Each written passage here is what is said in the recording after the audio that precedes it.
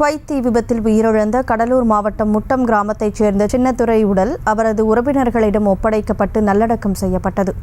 இதுகுறித்த கூடுதல் தகவலோடு இணைகிறார் செய்தியாளர் துரை. வணக்கம் துரை, முழு விவரம்.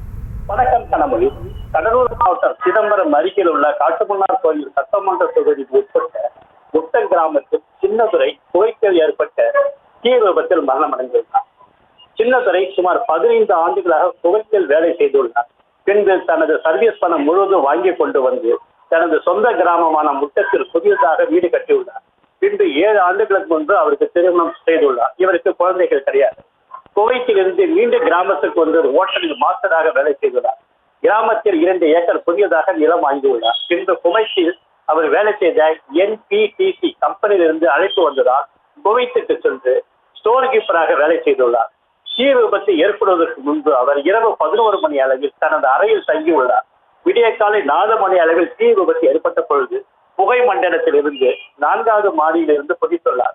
மேலே உள்ள கோவில் உரையை பிடித்துக் கொண்டு குதித்த பொழுது கேபிள் உயர் அருந்துவிட்டது. இதனால் அவர் படுகாயமடைந்தார். உடனடியாக அவரை அங்குள்ள ஆஸ்பத்திரியில் சேர்க்கப்பட்டது. பின்பு அவர் இறந்து விட்டதாக அறிவிக்கப்பட்டது. இதனால் அவரது சொந்த கிராமமான முட்டம் கிராமத்தில் சோகங்கள் நிரப்பப்பட்டது.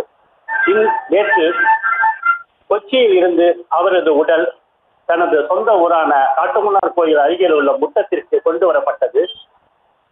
நேற்று இரவு 12:30 மணி அளவில் அவரது உடல் கொண்டு வரப்பட்டது. இன்று காலை 9 மணி அளவில் அவரது உடல் முட்டம் கிராமத்தில் அருகில் உள்ள சுடுகாட்டில் புதைக்கப்பட்டது.